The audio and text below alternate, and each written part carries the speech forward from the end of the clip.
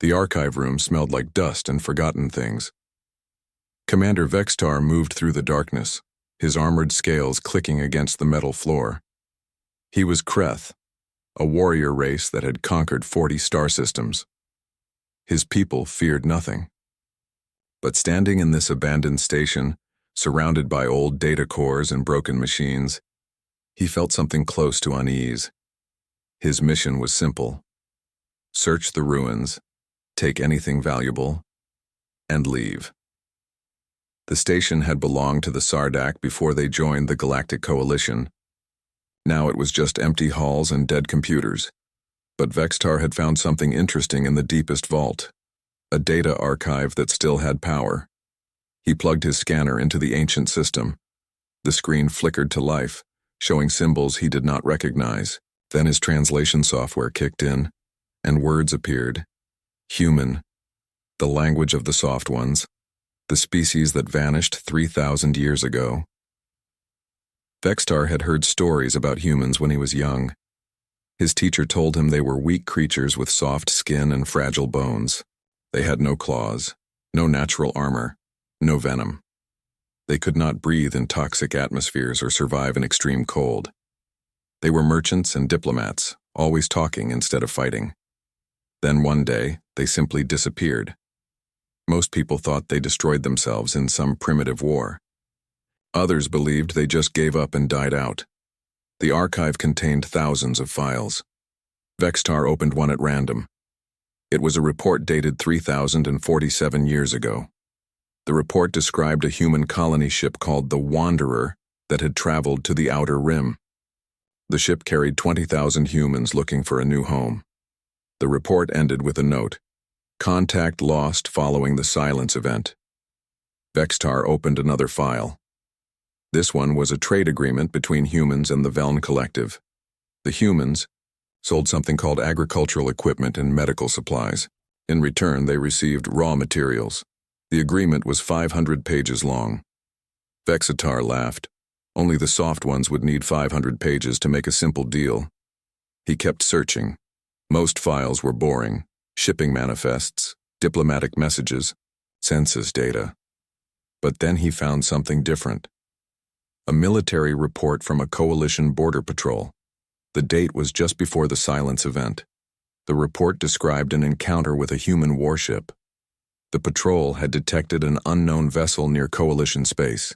When they approached, the ship identified itself as the UNSC Defiant.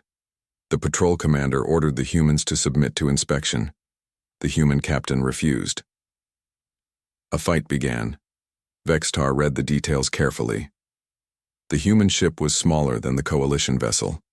It had weaker shields and slower engines, but it fought anyway.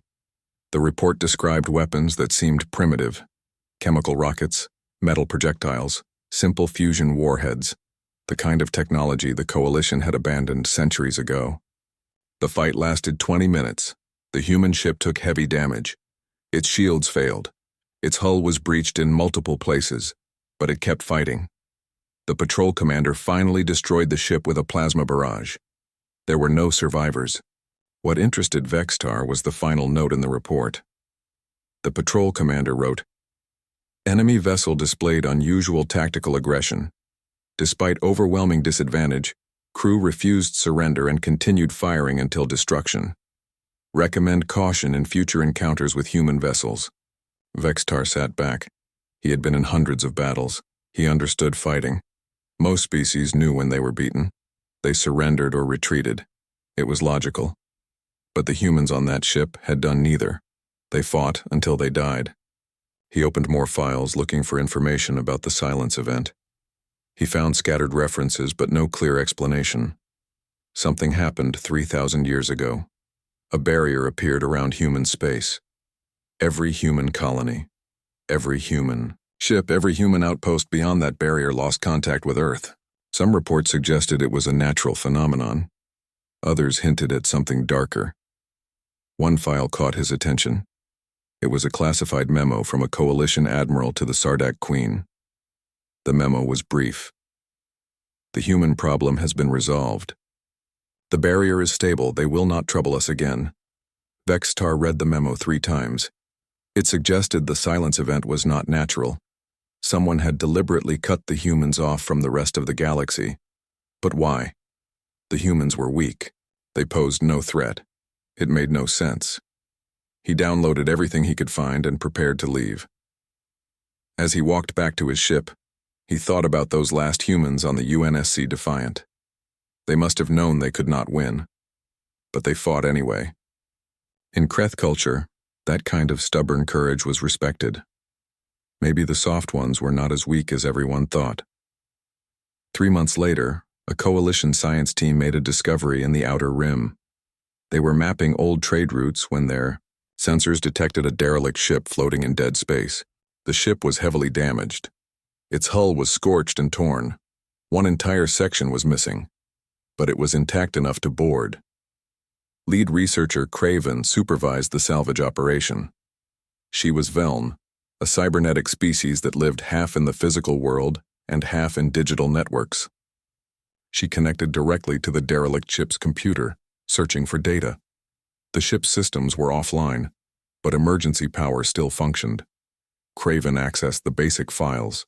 The ship's name was UNSC Defiant. Her optical sensors widened.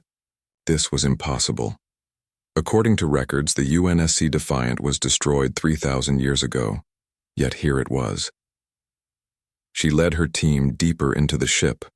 The corridors were dark and cold. They found evidence of battle everywhere.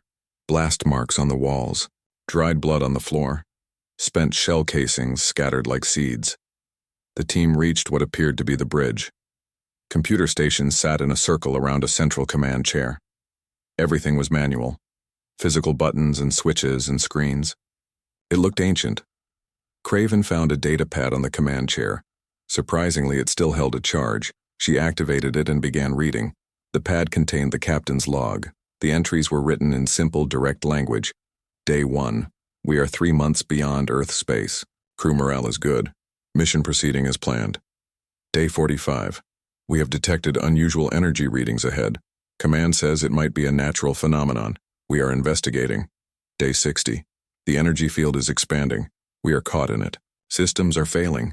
We are being pulled away from Earth space. Communications are down. We are alone. Day 90. We have been adrift for a month. Half the crew is dead. We have encountered a coalition patrol. They say humans are not welcome in this sector. I tried to explain our situation. They did not care. We have to fight. The final entry was just 2 words. Remember us. Craven stood in the silent bridge for a long time. She thought about the crew that had died here. They were trapped, far from home, with no hope of rescue. Yet they fought. They could have surrendered. They could have begged for mercy. Instead, they chose to be remembered as warriors. She explored the rest of the ship. In the armory, she found weapons that seemed laughably primitive. Rifles that fired metal bullets using chemical explosives, grenades that worked with simple fuses, knives made of plain steel. But when she examined the weapons closely, she noticed something. They were well maintained, clean and oiled and ready for use. These humans had taken care of their tools even when death was certain. In the crew quarters, she found personal items, photographs of families, letters never sent, a child's drawing showing a house and 2 smiling figures. These soft ones had loved their families. They had dreams and hopes.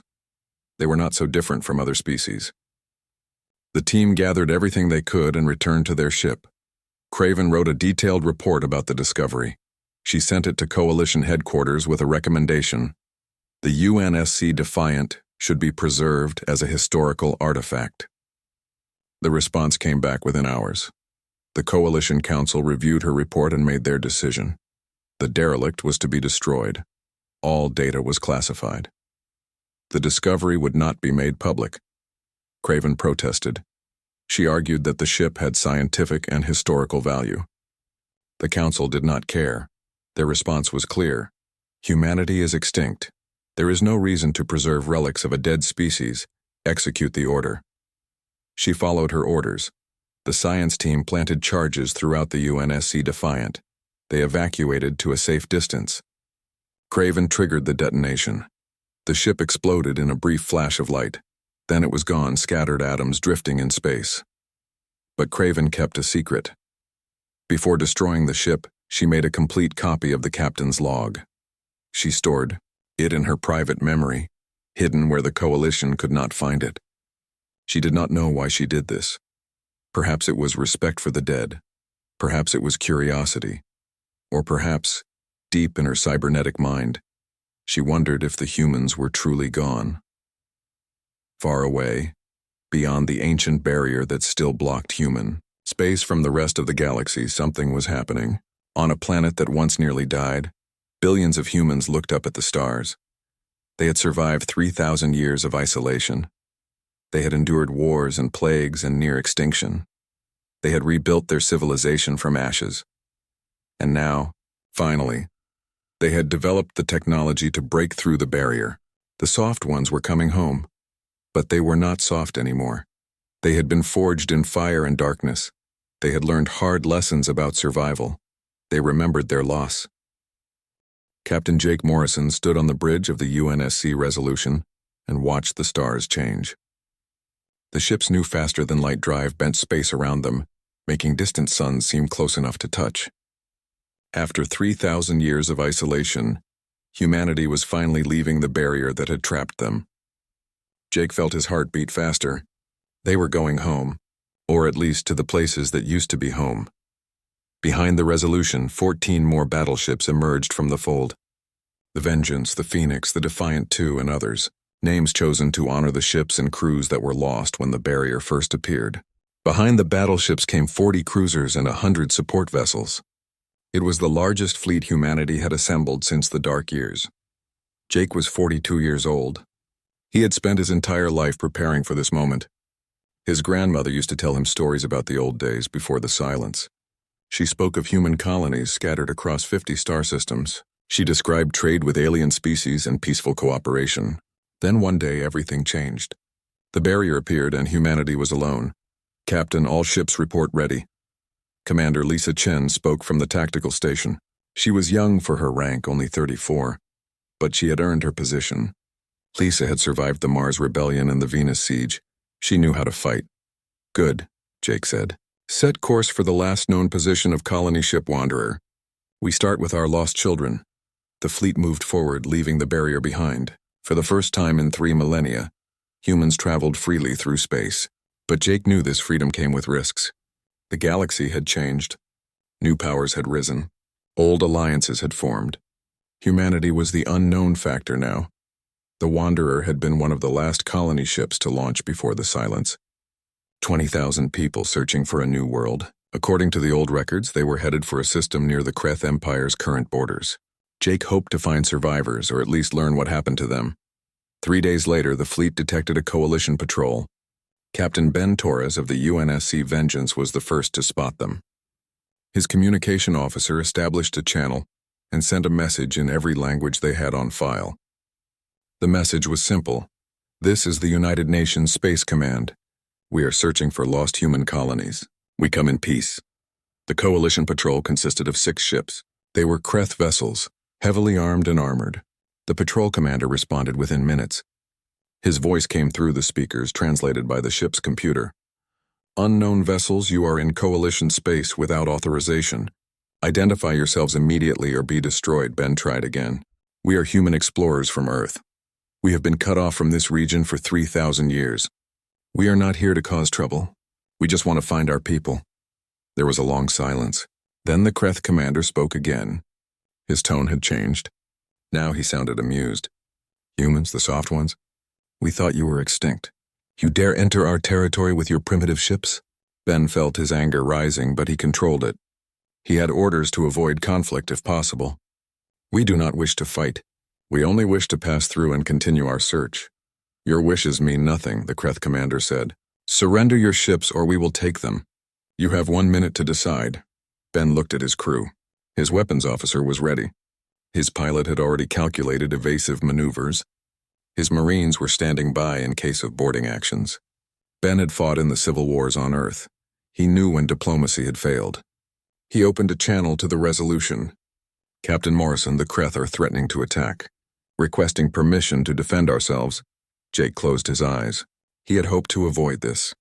But the Kreth had made their choice. Permission granted. All ships prepare for combat. Show them what humans can do. The Kreth patrol attacked first. Their ships moved fast, faster than the human vessels. They fired plasma weapons that lit up the darkness. The first shots hit the cruiser horizon. The ship's shields flickered and died. The second volley tore through the hull. The horizon exploded in seconds. 400 people died before they could even return fire. Ben watched the horizon die and felt his blood turn cold, then hot. The Kreth thought they were fighting soft ones.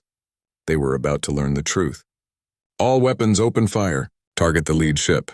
Pour everything we have into it. The Vengeance fired its main railgun. The weapon used magnetic fields to accelerate a 1-ton metal slug to incredible speed. The projectile crossed the distance in 2 seconds and struck the Kreth ship's shields. The shields were designed to stop energy weapons. They barely slowed the metal slug. The projectile punched through the shield, through the armor, and through the ship itself. The Kreth vessel broke in half. Atmosphere vented into space. The crew had no time to escape. The ship's fusion reactor went critical and exploded. The other Kreth ships scattered, surprised by the ferocity of the attack. They had expected an easy victory against primitive humans. Instead, they were in a real fight. The patrol commander tried to regroup his forces, but the human fleet was already moving. Lisa Chen coordinated the attack from the Resolution. Her screen showed every ship, every weapon, every target. She directed fire with cold efficiency. Vengeance and Phoenix focus on the ship to the left. Defiant 2 and Liberty, take the one on the right. Resolution will handle the flagship. Jake watched his crew work. They moved like they had trained all their lives for this moment. Because they had. Every human who served in the fleet knew the history. They knew about the silence. They knew about the lost colonies. They carried the weight of 3,000 years on their shoulders. The battle lasted 7 minutes.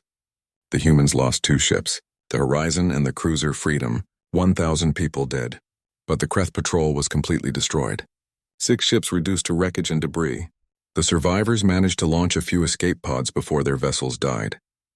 The human fleet picked them up. Jake ordered the Kreth prisoners brought to the Resolution. He wanted to speak with their commander personally. The Kreth was brought to the bridge in restraints. He was tall, nearly 7 feet, with scales that gleamed like metal. His eyes showed confusion and anger. "Why did you spare us?" the Kreth commander asked. "We tried to destroy you. By the laws of war, you should execute us." Jake studied the alien. "We spared you because we are not barbarians. You attacked us, yes. You killed our people, but you are now prisoners of war, and we will treat you according to the rules of civilization." The Kreth commander looked around the bridge. He saw the human crew working at their stations. He saw the displays showing primitive but effective technology. He saw determination in every face. "You are not what we expected," he said quietly. "The stories say humans were weak, soft, afraid of conflict. We were soft once," Lisa said from her station. 3,000 years alone changed us. We had to become hard to survive." Jake nodded. "We will give you supplies and a working escape pod. You will return to your people and give them a message. Tell them humans have returned. Tell them we are looking for our lost colonies. Tell them we prefer peace, but we are ready for war. Tell them we will not be pushed around anymore." The Kreth commander straightened despite his restraints. He recognized strength when he saw it. "I will deliver your message. But I warn you, human, the coalition is vast. Thousands of ships, hundreds of worlds. You cannot fight us all, maybe," Jake said. "But we can try. Now go." The Kreth were loaded into an escape pod with food, water, and a working communication system. The pod was launched toward Coalition space. Jake watched it disappear into the darkness. "Do you think they will listen?" Lisa asked. "No," Jake said. "But at least they cannot say we did not warn them." The fleet continued its journey toward the last known location of the Wanderer. They traveled for 2 more weeks without encountering any more Coalition patrols. Finally, they reached the target system. It was a yellow star with 7 planets. The 4th planet showed signs of oxygen and water, perfect for human life. The fleet entered orbit and began scanning. They found ruins, cities that had been built and then destroyed, spaceports that were now just craters, and in one location they found something that made Jake's heart sink. A monument, a simple stone marker with names carved into it, 20,000 names. The entire crew of the Wanderer, a landing team, went down to investigate. They found evidence of a settlement. The wanderer colonists had survived for at least 50 years after the silence. They built homes. They farmed the land. They had children. But then something happened. The scans showed signs of orbital bombardment. Someone had attacked the colony from space. Lisa examined the data carefully. The bombardment pattern matches Sardak weapons from that time period. They destroyed the colony completely. No survivors. Jake felt rage building in his chest. The colonists were defenseless. They were trying to build a new life. And someone had murdered them from orbit. Find out if the Sardak are still in this region. The fleet's intelligence officer worked quickly. Sir, according to our database, the Sardak are now part of the Galactic Coalition. They control this entire sector. Then we know who to ask about this, Jake said. His voice was cold.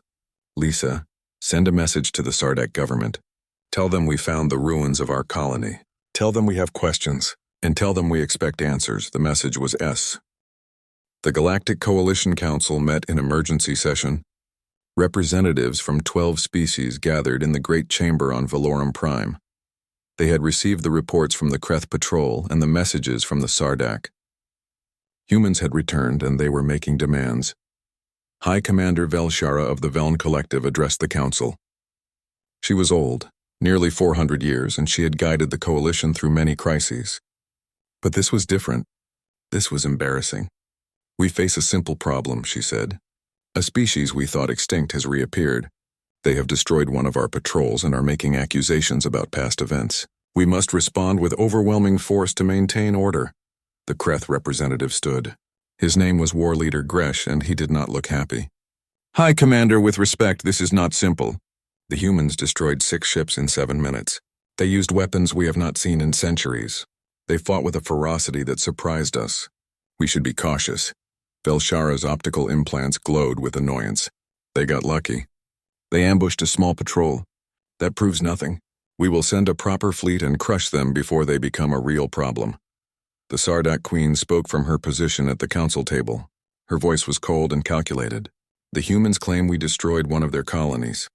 This is clearly a lie designed to justify aggression. We must show strength or others will think they can make similar false accusations. The vote was quick. The coalition would send a punitive fleet to human space. They would demand the humans surrender their fleet and submit to coalition authority. If the humans refused, they would be destroyed. It was simple. It was logical. It was a mistake. High Commander Velshara volunteered to lead the fleet personally. She assembled 200 warships from across the coalition. Kreth battleships, Veln cruisers, Sardak destroyers, and support vessels from a dozen other species. It was more than enough to handle a few primitive human ships. The fleet departed within 3 days. On Earth, Admiral Ryan Carter received the intelligence reports. The coalition was coming. 200 ships against humanity's home fleet of 73. The math was not good. But Ryan had been preparing for this his entire career. He gathered his senior officers in the war room deep beneath Pacific Command. They think we are easy prey, Ryan said. He was 60 years old, gray-haired, and had fought in every major conflict of the past 40 years. They remember us as the soft ones who talked instead of fighting. They have forgotten something important. We have spent 3,000 years learning how to survive, and survival is the cruelest teacher. His tactical officer, a young woman named Kate Sullivan, pulled up holographic displays showing the approaching coalition fleet. Sir, they outnumber us nearly 3-1. They have better shields, faster engines, and more advanced weapons. In a straight fight, we lose. Then we do not fight straight, Ryan said. We fight dirty. We fight smart. We fight the way humans have always fought when facing impossible odds. We make them pay for every inch. The plan came together quickly. Earth's defense fleet would not meet the coalition in open space. Instead, they would use the solar system itself as a weapon. They seeded the outer planets with nuclear mines. They positioned railgun platforms in the asteroid belt. They stationed missile batteries on Mars and the Moon. And they prepared every ship for close-range combat. The coalition fleet arrived at Neptune's orbit 3 weeks later. High Commander Velshara studied the system carefully. Her sensors showed the human fleet clustered near Earth, exactly where she expected them. She smiled. The humans were defending their homeworld. It was predictable and foolish. All ships advance in formation, she ordered. We will approach Earth orbit and demand their surrender. If they refuse, we will bombard their military installations until they submit. The coalition fleet moved inward, passing Neptune's moons. That was when the first mines detonated. Nuclear fireballs erupted throughout the formation. The coalition ship's shields absorbed most of the damage, but 3 destroyers were caught too close to the blasts. Their shields failed and their hulls melted. 60,000 crew members died in seconds. Velshara was surprised but not worried. "Primitive trap," she said. "Increase scanning. Find their other mines and destroy them." But the mines were just the beginning. As the fleet approached Uranus, railgun platforms hidden in the planet's rings opened fire. Metal slugs traveling at incredible speed tore through space. The coalition shields were designed for energy weapons. They barely slowed solid projectiles. 5 more ships took critical damage. The coalition fleet returned fire, destroying the platforms. But the damage was done. They were already 8 ships down, and they had not even seen the main human fleet yet. Velshara ordered increased caution. The humans were more clever than expected. Admiral Ryan watched the battle unfold from his command center. The outer defenses had worked better than hoped. Now came the hard part. He opened a fleet-wide channel. "All ships, this is Admiral Carter. They think we are afraid. They think we will surrender to save our planet. They are wrong. Today we show them what humans do when someone threatens our home. Today we fight like our ancestors fought, with courage, with fury, and with no thought of retreat." The human fleet launched from Earth orbit, 73 ships against 192. They did not try to outmaneuver the enemy. They did not try to outshoot them. Instead, they charged directly at the coalition formation. Velshara could not believe what she was seeing. They are attacking?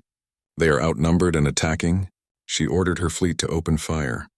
Plasma beams and particle weapons lit up the space between the fleets. The human ship's shields flickered and died under the assault. But the humans kept coming. The first human ship to reach the coalition line was the destroyer Freedom's Price. Its shields were gone. Its hull was burning, but its weapons still worked. Captain Danny Foster, commanding the Freedom's Price, targeted a Velen cruiser and fired every weapon he had, railguns, missiles, and a full spread of nuclear warheads. The cruiser's shields held against the conventional weapons, but the nuclear warheads were different. They detonated close to the hull, overwhelming the shields with raw energy. The cruiser's shields collapsed. The follow-up railgun rounds punched through the armor. The cruiser broke apart. Danny watched his target die, then looked at his crew. "Good work, people. Now ram the next one." The Freedom's Price turned toward a Sardak destroyer and accelerated. The destroyer tried to move out of the way, but the human ship was too close. The Freedom's Price struck the destroyer amidships at full speed.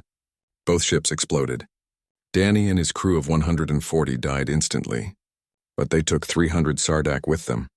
Across the battlefield, the same scene repeated. Human ships closed to point-blank range. They traded shots at distances where shields were useless. They used nuclear weapons like clubs, accepting the radiation damage to their own ships to ensure the enemy died. And when their weapons failed, they rammed. Sergeant Kyle Davis commanded a marine company on the UNSC Retribution. His ship was boarding a Velen dreadnought. The Retribution had clamped onto the enemy vessel and cut through the hull with plasma torches. Now Kyle and his Marines were inside. The Velen crew was not prepared for this. They had never experienced boarding actions. In modern space warfare, ships fought from a distance. Boarding was considered suicide, but humans did not care about modern warfare. They cared about killing the enemy. Kyle's Marines moved through the ship's corridors like trained killers. They used grenades to clear rooms. They used shotguns for close combat. They used explosives to destroy critical systems. The Velen tried to fight back, but they were designed for interfacing with computers, not hand-to-hand combat. They died in their hundreds. "Bridge is ahead," Kyle's lieutenant said. Her name was Amy Rodriguez, and she had survived the Ganymede uprising. She knew urban combat. She kicked open the bridge door and threw in a flashbang grenade. The explosion blinded the Velen officers. Kyle's team rushed in and secured the room within seconds. The dreadnought's captain was still alive, lying on the floor with his neural implants smoking from the flashbang's electromagnetic pulse. Kyle stood over him. "This ship is ours now. Order your crew to abandon ship." The captain looked up at Kyle with confusion. "You cannot take a ship during battle. This is not how war is fought." "You are right," Kyle said. "This is not how you fight war, but it is how we fight. Now give the order or we blow the reactor and everyone dies." The captain gave the order. The Veln crew evacuated while Kyle's Marines rigged the dreadnought to explode. They left the ship just before it detonated, destroying 2 nearby Coalition cruisers in the blast. High Commander Velshara watched her fleet dying and could not understand what was happening. The humans were losing ships faster than the Coalition, but every human ship took 2 or 3 Coalition vessels with it. The math was simple. At this rate, both fleets would be destroyed, but the humans did not seem to care. She opened a channel to Admiral Ryan. "Stop this madness. We can negotiate. We can reach an agreement. This senseless killing helps no one." Ryan's face appeared on her screen. He looked tired but determined. "You came to our home. You threatened our planet. You wanted us to surrender. Did you think we would just accept that? Did you think we had forgot?" News of the battle at Neptune's gate spread across the galaxy faster than light itself. Trade ships carried the story. Diplomatic channels buzzed with rumors. And in the dark corners where the oppressed gathered, people began to whisper about the species that refused to surrender.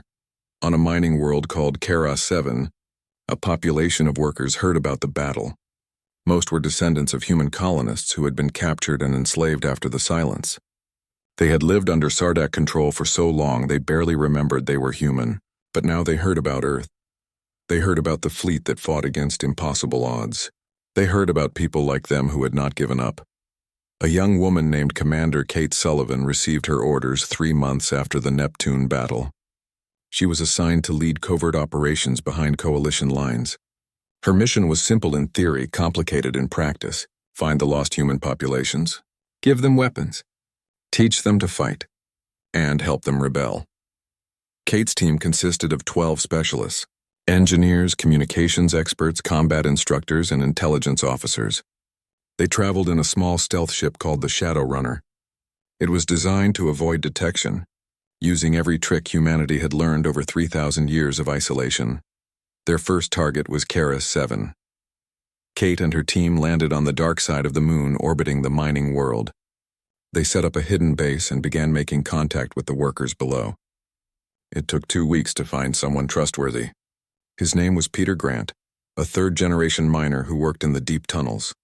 Kate met Peter in an abandoned mining shaft.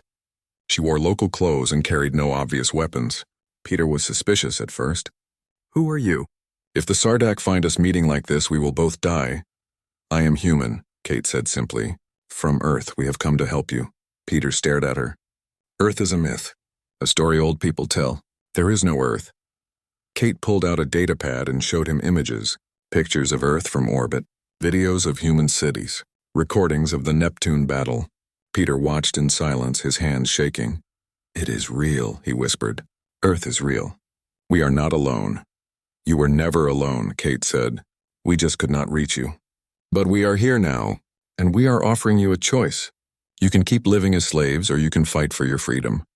Peter looked at the data pad again. He saw human ships fighting against Coalition vessels. He saw people dying for something they believed in. He thought about his life in the mines. 14 hours of work every day. Barely enough food to survive. No hope, no future, nothing but endless labor until death. "What do you need from us?" he asked. Kate smiled. "Everything.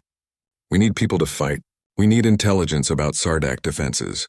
We need supply lines and safe houses. We need you to spread the word to other colonies. Can you do that?"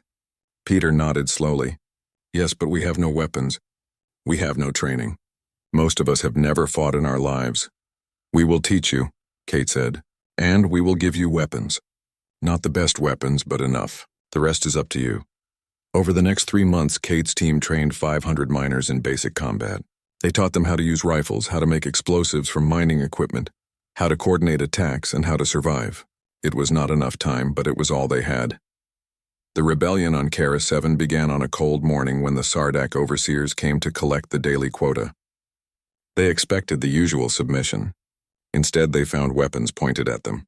Peter Grant, holding a rifle Kate had given him, spoke for all the miners. "No more. We are done being slaves. Leave this world or we will bury you in the mines you forced us to dig." The Sardak laughed. They called for reinforcements. They expected the miners would panic and surrender. But the miners had been training. They had been preparing. And they had nothing left to lose. The battle for Kara 7 lasted 3 days. The miners fought from the tunnels they knew better than anyone. They used mining explosives to collapse passages on Sardak soldiers. They ambushed patrols in the darkness. They fought with a desperation that shocked their enemies.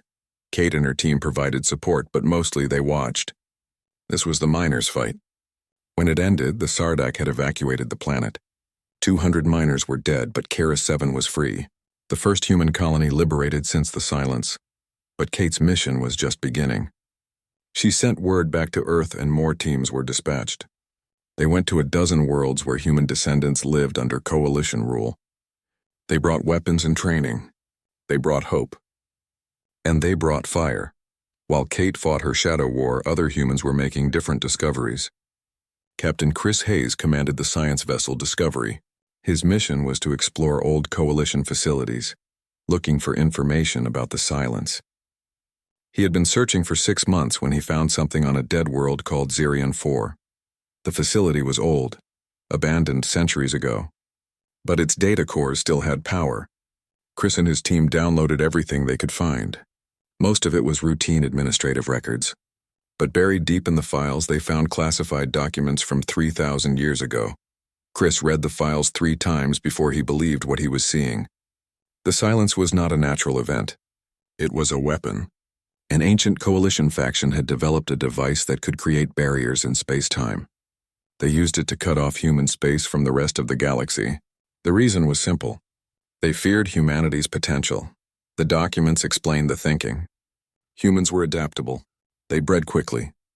They formed strong alliances. They were not the strongest species or the smartest, but they were good at everything. Given time, the coalition leaders believed humans would dominate the galaxy. So they decided to contain the threat before it grew. Chris sent the data back to Earth immediately. This changed everything. The war was not about territory or resources. It was about survival. The coalition had tried to eliminate humanity once. They would try again. The news spread through human space like wildfire. Anger turned to rage. Rage turned to determination. Every human colony began building ships. Every factory started producing weapons. Every person who could fight enlisted in the military. Humanity was preparing for total war. Meanwhile, Dr. Maria Santos was working on a different kind of weapon. She was a physicist stationed at the research facility on Mars. Her assignment was to study captured coalition technology and find ways to counter it. She had been working on the problem of energy shields for months. Coalition shields were incredibly effective against energy weapons. But they were less effective against solid projectiles. Maria had noticed this during the Neptune battle. The problem was that railguns were slow to reload and limited in ammunition. She needed something that combined the advantages of both technologies. Her breakthrough came at 3 a.m. While reviewing battle data, she realized that coalition shields used a predictable frequency pattern. If she could build a weapon that switched between energy and kinetic modes rapidly, it might overload the shields faster than they could adapt. She built a prototype within 2 weeks. The weapon fired plasma bursts followed immediately by metal flechettes. The plasma weakened the shields and the flechettes punched through. It was not perfect, but it worked. Maria called it the hybrid pulse cannon. Earth Command immediately ordered mass production. Within 3 months, every human warship was being retrofitted with Maria's weapons. The technological gap was closing. Humans were learning to fight the coalition on equal terms. But the coalition was not standing still. They realized the human threat was real and growing. More resources were diverted to military production. More ships were built. More alliances were formed. The coalition was preparing to crush humanity once and for all. The turning point came at Arcturus Station. It was a massive coalition facility that served as a shipyard and supply depot. Hundreds of ships were stationed there. Thousands of workers kept it running. It was considered impregnable. Captain Danny Foster's brother, Captain Matt Collins, was given the mission to attack Arcturus Station. He commanded a fleet of 50 ships. They were facing 300 defenders. The odds were worse than Neptune, but Matt had advantages his predecessors did not have. He had Maria's new weapons. He had better intelligence. And he had learned from every battle that came before. Matt's fleet approached Arcturus Station using a new tactic. They did not charge in like at Neptune. Instead, they split into small groups and attacked from multiple directions. The coalition defenders were forced to divide their forces. The human ships used hit-and-run attacks. They would strike hard, destroy a few targets, then retreat before the enemy could concentrate fire. It was frustrating for the coalition commanders who expected a traditional battle. But humans did not fight traditional battles. The attack lasted 2 days. The human fleet circled Arcturus Station like wolves around prey. They picked off defenders one by one. They targeted supply ships and maintenance vessels. They destroyed the station's defensive platforms. And slowly, methodically, they wore down the enemy. When Matt finally ordered the main assault, the coalition defenders were exhausted and disorganized.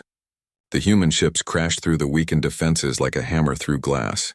They boarded the station itself, fighting room by room until the coalition commander finally surrendered.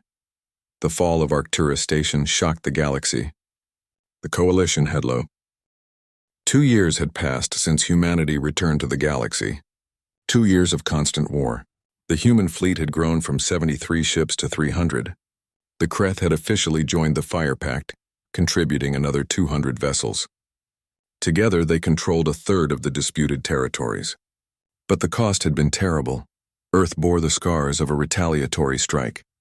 A coalition battle group had broken through the defenses and bombarded the southern hemisphere. 5 billion people died in one day. Cities that had stood for thousands of years were reduced to ash. Admiral Ryan Carter died defending Earth, his flagship destroyed while covering the evacuation of civilian transports. Fleet Admiral Jake Morrison stood in the ruins of what used to be Sydney and wept.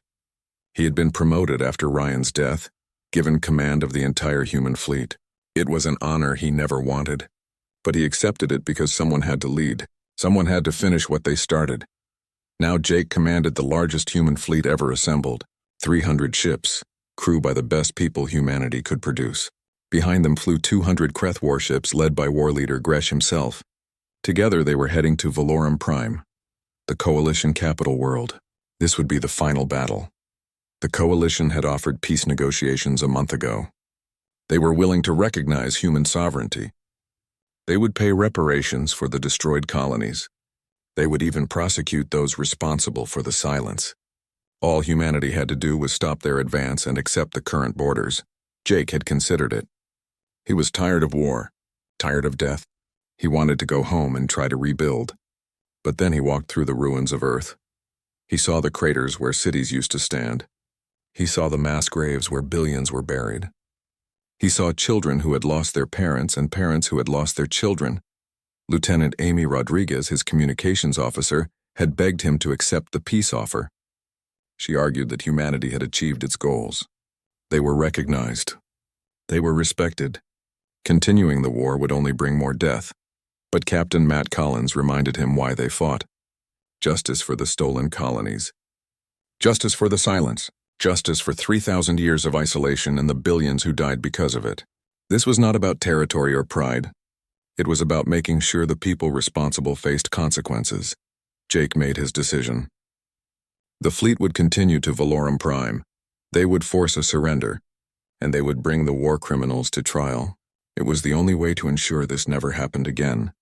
The journey took 3 weeks. The Coalition knew they were coming. Every available ship was recalled to defend the homeworld. 800 vessels surrounded Valorum Prime in layered defensive formations. It was the largest concentration of military force in galactic history. Jake studied the tactical displays with his senior officers. The numbers were brutal. 800 against 500. The Coalition had better defensive positions and were protecting their most important world. Any sane commander would declare the mission impossible. They are dug in like ticks, Matt said. He had been promoted to admiral after the Arcturus victory. Now he commanded the human fleet's assault wing. Multiple shield generators on the planet's surface. Orbital weapons platforms. Minefields between us and them. This is going to be ugly. It has always been ugly, Jake said. The question is whether we are willing to pay the price. War leader Gresh, what do the Kreth think? Gresh's image appeared on the command screen. The old warrior looked excited rather than worried. My people are ready, Admiral Morrison. We have fought beside you for 2 years. We have learned your ways. We do not fear death. We fear living as cowards. We attack.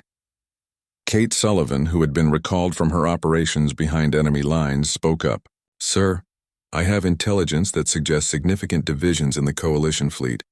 Many species are here because they have to be. Not because they want to be. If we can break their formation quickly, some might surrender rather than fight to the death. Jake nodded. Then we hit them hard and fast. No holding back. No clever tactics. Just pure assault. We show them that we are willing to do whatever it takes to finish this. The battle plan was simple because complicated plans fell apart in combat. The human and Kreth fleets would charge directly at the Coalition center. They would break through or die trying. It was not sophisticated. It was not elegant. But it was human. The fleet moved into position. On every ship, crews prepared for battle. Marines checked their weapons. Engineers reinforced critical systems. Medical teams set up emergency stations. Everyone knew this would be the biggest fight of their lives. Many would not survive. Jake opened a fleet-wide channel. His voice reached every ship, every crew member, every soul who had joined this final push. 2 years ago, most of you did not know the galaxy even existed. We were isolated, alone, forgotten. Then we broke free and discovered what had been done to us. We discovered our colonies were destroyed. Our people were enslaved. Our existence was erased from history. We could have accepted that. We could have hidden behind our borders and been grateful just to survive. But that is not who we are. We are human, and humans do not forget. We do not forgive crimes against our families. Today we end this war. Today we show the galaxy that humans are back, and we are never leaving again. The fleet charged. 800 Coalition ships opened fire at maximum range. Space lit up with plasma beams, particle weapons, and missile contrails. The human shields took devastating hits. Ships died in the opening seconds, but the fleet kept coming. The Kreth ships moved with savage grace, their heavy armor absorbing punishment that would destroy other vessels. They fired their weapons continuously, overwhelming enemy shields through sheer volume of fire. War leader Gresh led from the front, his flagship tearing through Coalition formations like a blade. The human ships used every trick they had learned. They targeted the same shields repeatedly to create weak points. They used nuclear weapons to disrupt enemy formations. They coordinated their attacks with brutal efficiency.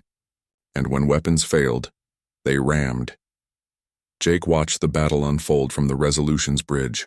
Ships appeared on his display and then vanished as they were destroyed. Human ships, Kreth ships, Coalition ships. The casualty count climbed with terrifying speed.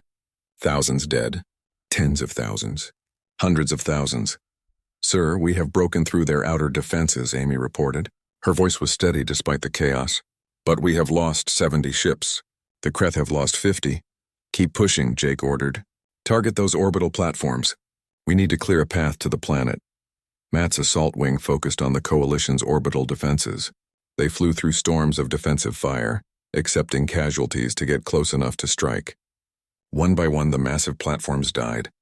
Their shields failed, their weapons went silent, and they fell from orbit like burning stars. On Valorum Prime, the Coalition leadership watched their defenses crumble. The Sardak Queen demanded the fleet fight harder. The Veln leaders calculated that they were losing at an unsustainable rate, and the representatives of smaller species quietly began preparing evacuation plans. The battle raged for 8 hours. Human ships burned, but for everyone that fell, they took 3 Coalition vessels with them. The mathematics were brutal but simple. At this rate, humanity would win. But there would be almost nothing left. Jake's tactical officer called out a warning. "Sir, multiple Coalition ships are breaking formation. They are moving away from the battle." Jake watched the displays. 20 ships, then 50, then 100. They were not retreating to regroup. They were leaving entirely. The Coalition was fracturing. War leader Gresh saw the same thing. His voice came over the command channel, filled with savage joy. "They run! The Coalition runs! Forward, warriors! Show them what happens to those who lack courage." But Jake felt no joy. He saw the ships fleeing and knew what it meant. The Coalition was broken. The war was effectively over. But how many more had to die before it officially ended? He opened a channel to the Coalition command. "This is Fleet Admiral Jake Morrison of the United Nations Space Command. Your defenses have failed. Your fleet is deserting. You have lost. Surrender now and we will show mercy. Continue fighting and we will destroy everything." There was a long silence. Then a voice responded. It was High Commander Velshara. She sounded old and tired. "What guarantees do we have? What will you do to us if we surrender?" "You will stand trial for your crimes," Jake said. Those responsible for the silence, for the destroyed colonies, for the war crimes, they will face justice. Everyone else will be allowed to return home. We are not monsters. We just want what is right. Another silence. Then Velshara spoke again. I am authorized to offer the coalition's surrender. All ships will cease fire and stand down. But I ask one thing, Admiral Morrison. When you judge us, remember that we also believed we were doing what was right. Fear makes people do terrible things. We feared your potential, so we tried to contain you. We were wrong, but we were also afraid. Jake thought about that. He thought about 3,000 years of isolation. He thought about the billions who died on Earth. He thought about the Marines who boarded enemy ships knowing they would probably die. He thought about Admiral Ryan Carter, who gave his life defending humanity's home. I understand fear, Jake said quietly. I understand